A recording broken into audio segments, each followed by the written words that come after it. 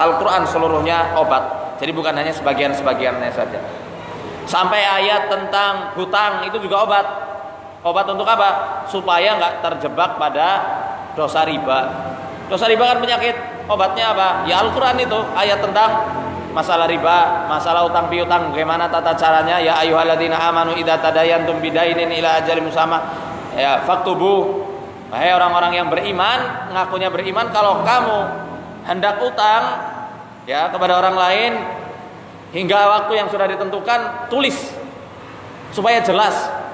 Ini kan syariat Islam ya, supaya apa? Enggak terjadi kerancuan dan tidak terjadi fitnah. Obat dari Allah Subhanahu wa taala. Ayat tentang apa lagi contohnya? Ayat tentang tolak misalnya. Kalau orang yang enggak paham, dia mentalak istrinya lebih dari 2 kali, lebih dari 3 kali, bisa rujuk enggak itu? Enggak bisa. Talak 3 enggak bisa rujuk. Bisa rujuk, tapi si perempuannya harus nikah lagi sama laki-laki yang dia cintai, harus digauli dulu, baru habis itu laki-lakinya menceraikannya, itu baru boleh dinikahi lagi. Itu kalau udah talak 3. Ayat ini at-talaqu marratan, ini sebagai obat supaya manusia itu tidak punya penyakit gampang menalak istrinya, gampang mengucapkan cerai ke istrinya.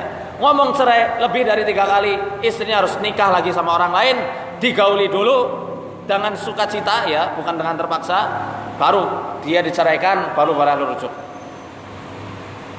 Berat nah itu, berat. Makanya Quran itu sebagai solusi dan juga obat dari kebodohan manusia, bukan hanya obat secara fisik.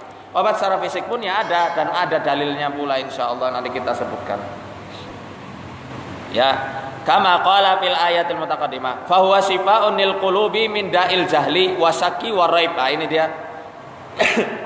Yang dimaksud syifa di sini adalah shifaa'un lil qulub, obat untuk hati manusia, min da'il jahli, dari penyakit kebodohan, wa syakki, dari penyakit keraguan-raguan, wa raibi, dan dari penyakit kebimbangan.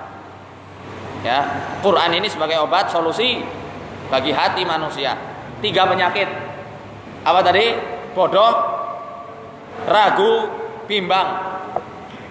Keraguan dan kebimbangan tentang hari akhir, Al-Quran menegaskan. Keraguan dan kebimbangan ketika masa ujian menerpa, Al-Quran menenangkan.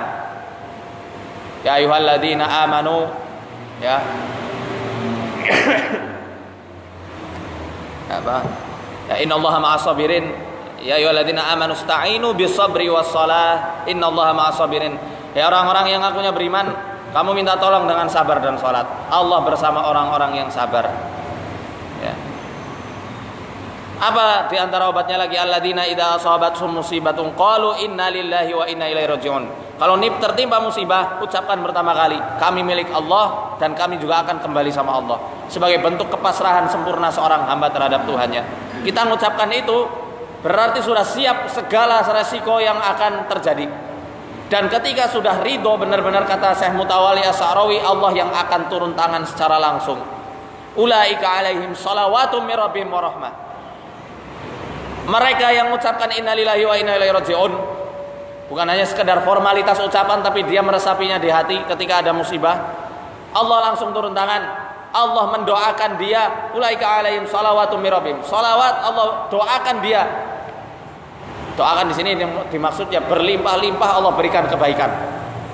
Bukan hanya Allah yang doakan, malaikat-malaikatnya pun ikut mendoakan kita dan mendapatkan rahmat.